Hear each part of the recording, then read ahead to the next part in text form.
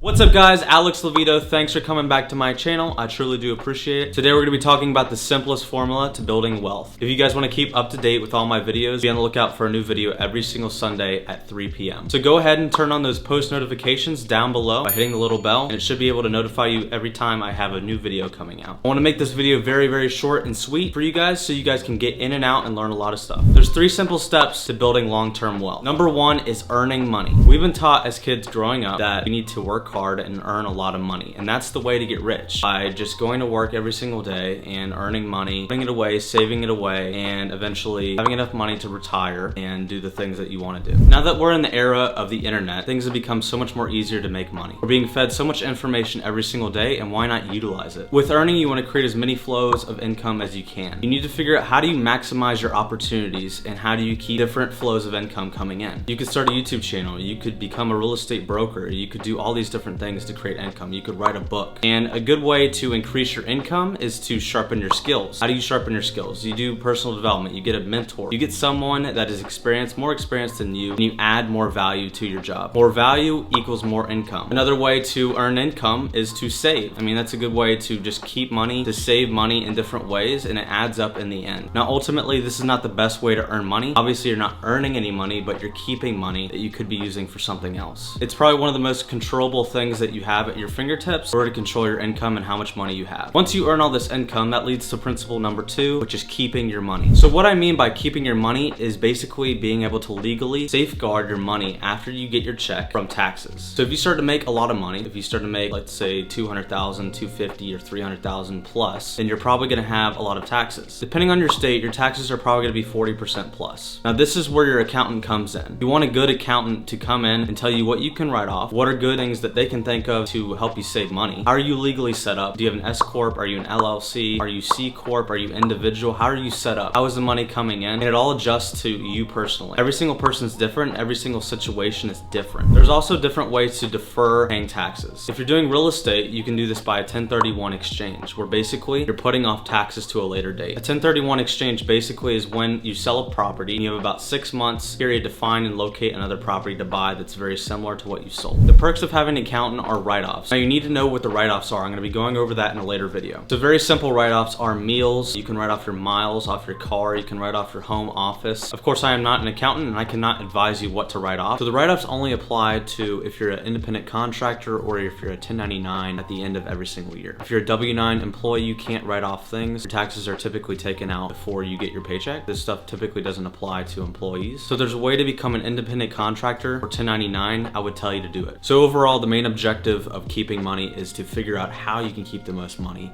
after taxes. The third and last principle is multiplying your money. Multiplying your money is basically being done through investments. So you need to have an investment criteria for yourself. What kind of investor are you, first off? Are you less risk? Are you very risky? It just depends on your age. It depends on a lot of different things. I'm not a financial advisor, but this is the information I've learned over the years, and this is what's worked for me. So once you discover what kind of investor you are, you need to find investments. Once you find investments, you need to have a criteria, or you can set the criteria before you go look for the investments. Let's just say you want to make a 10% return every single year. Your criteria can consist of timeline, let's just say 10 years or 5 years. Do you want to invest long-term or do you want to invest short-term? And also, what kind of return are you looking for? Will you take a lower return, maybe like a 4 or 5% return? Or is the only thing that you'll take is a high return? So once you have your money that you've kept from the second step, you're going to put this into investing. The goal is to grow this money over time and use this to put into investments that pay you cash flow. This cash flow is going to be coming in monthly, either quarterly or biannually. It can even come in one time a year. What I live by and what I use in my life is I basically want to live off this money. So this money that I've earned, that I've kept, and now I'm multiplying, I want to live off the cash flow every single month in my life, so I'm not working for money anymore. So ultimately, this is how to become wealthy, because wealth has to do with time and also has to do with how rich you are. Not trading time for money is the goal, I think. Now this can be different for you, but this is what I suggest in order to get wealthy. Let's just say you invest $100,000 and you're getting a 10% annual return. The math is $10,000 a year that you're earning every single year. Now over time, this is going to compound and compound and compound. So the longer term investment, that's probably the better. So to reiterate, the 3 principles to building wealth are going to be earning, keeping, multiplying. And it's a cycle that you keep doing over and over again. So go ahead, leave a comment down below on any other topics you think I should cover. Hit that subscribe button if you love my videos, and like the video down below. I'll see you guys next time.